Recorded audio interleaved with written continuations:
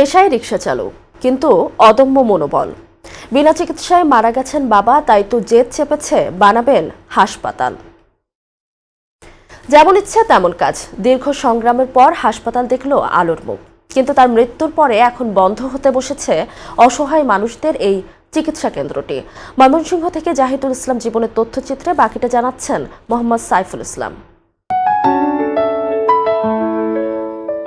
বিনা চিকিৎসায় মারা যান জয়নাল আবেদিনের বাবা আব্দুল গনি। সেই কষ্ট থেকেই রীতিমতো জেদ চেপে বসে তার।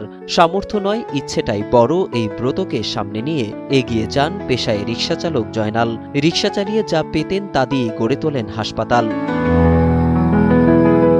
জয়নাল আবেদিন মেয়ের নামে তৈরি করেন মমতাজ হাসপাতাল। শুরু টিনশেড দিয়ে, এখন আধা পাকা ভবন। তবে মারা গেছেন রিকশাচালক জয়নাল আবেদিন। তার মৃত্যুর আগে সপ্তাহের প্রতিদিনই এখানে চালু ছিল চিকিৎসা কার্যক্রম, কিন্তু বর্তমানে শনি, সোম ও বুধবারে চালু থাকে হাসপাতালটি। 1974 সালে স্ত্রী সন্তান নিয়ে ঢাকায় এসে জয়নাল আবেদিন চালান রিকশা এবং তার স্ত্রী ক্লিনিকে আয়ার কাজ নেন। অল্প অল্প করে জমানো 2,74,000 টাকা নিয়ে 2001 সালে ফিরে 24% জমিতে তৈরি করেন টিনশেড ঘর। সেই ঘরেই শুরু করেন হাসপাতালের কার্যক্রম। স্বামীর স্মৃতি মনে করে এখনো অশ্রুসিক্ত হন লালবানু। হইলেও ওনার আব্বা চিকিৎসা মারা গেছেন, আমার শ্বশুর চিকিৎসা কিচ্ছু করতে পারছে না। এলে কইছে আমি জীবনে বাচ্চা থাকলে একটা সাধারণ ব্যবহার করবাম। অনেক ভালো মানুষ, তার কিছুই নেই, সব প্রতিষ্ঠান নামে জায়গা রাখতে হারে চান্দা টাঙ্গা মানুষের মাঠ মেরে কই দিছে আমি হাসপাতাল দিব। আমি বিশ্বাস করছি না কিনো সময়, আমি হসপিটালে কাজ করি, আমি কিনো সময় সাহস দিছি না। উনি কইছে আমি করবই। যেভাবে মানুষের টেনতে চান তো নিজের রিক্সা চালাইতো, আমরা লাগি তার চিন্তা নাই।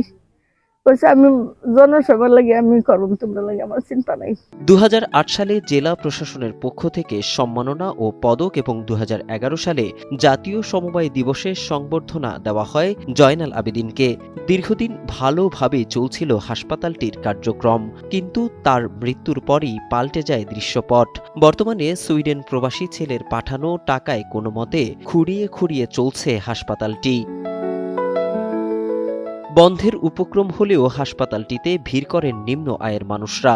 জ্বর, শরীর ব্যথাসহ নানান সমস্যা নিয়ে আসেন তারা। কোমর ব্যথা, মাথা ঘোরানি, ওষুধের লেগে এসেছি।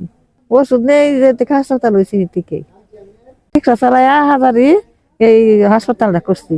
করলে আমরা মনে করি নাইতাছি, যেরকম জোগাড় করছি 10 টাকা জোগাড় করতেছি, নিতাছি, খাইতাছি।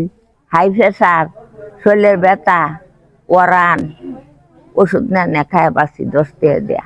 25 বছর ধরে আমি নেই, আর কিনো বাজার 20-25 বছরের দরকার। এই বেটা আগ দেখার বিষয় নাই না, এই এলাকাতে আমরা নেই। মারা যাওয়ার পরে দাও হারা ওষুধ দিতেছে, তার ছেলে আছে, তার ছেলে ওষুধ দেয় যাইতেছে, মানুষের উপকার করে দিতেছে। বিদেশ থেকে টাকা পয়সা পাঠা, ওই টাকা দিয়ে ওষুধ পাতি কিনা লোকজন যেতে। 7-8 দিন ধরে অনেক জ্বর এমনি ফার্মেসি বাজার থেকে আর কি ওষুধ ভরে আইনা খাওয়া দাওয়া খাইছি, ভালো হয়নি। এখানে এসে ওষুধ ভরে লাগিয়া এখানে না থাকলে আর কি আর যেতাম আমি। হাসপাতালটিতে প্রাথমিক চিকিৎসা দেওয়া হয় বলে জানান এখানকার সেবা সংশ্লিষ্টরা। পাশাপাশি গুরুতর সমস্যার জন্য রোগীদের পাঠানো হয় ময়মনসিংহ মেডিকেলে। হাড় ব্যথা, জয়েন্টের ব্যথা, তারপর আপনার জ্বর, পাতলা পায়খানা, এইগুলো প্রাথমিক সমস্যা নিয়ে বেশিরভাগ আসে। যারা জটিল একটু সমস্যা নিয়ে আসে তাদেরকে আমরা ময়মনসিংহ মেডিকেল কলেজে যাওয়ার পরামর্শ দিই। 2000 সাল বা 2001 সাল থেকে শুরু করা হয়েছে, 2025 বছর, 2000 সাল থেকে সম্ভবত 25টা বছর ধরে এভাবে মানুষদেরকে বিনামূল্যে ওষুধ দেওয়া যেতেছে। এলাকার যে মানুষ শুধু আরো অনেকভাবে সাহায্য করছে, শুধু ওষুধ দেয়া না। তো উনি যেমন সাদা মনের মানুষ আছেন, ওনার ছেলেও ওনার মতোই নিজে চিন্তা করে না যে মানুষের, এলাকার মানুষ কিভাবে একটু ভালো থাকে। অসহায় যারা আছে, মানে ওষুধ কিনতে পারে না, হাসপাতালে যেতে পারে না, তাদের চিন্তাই করে। কোনো রকমে চলছে ময়মনসিংহ সদর উপজেলার পরাণগঞ্জ ইউনিয়নের টান হাসাদিয়া গ্রামের বাসিন্দা জয়নাল আবেদিনের চরাঞ্চলের এই হাসপাতালটির চিকিৎসা কার্যক্রম, যেখানে চিকিৎসা নেন শত শত অসহায় মানুষ। তাই তো এর কার্যক্রম সচল রাখতে দরকার সরকারি বেসরকারি উদ্যোগ।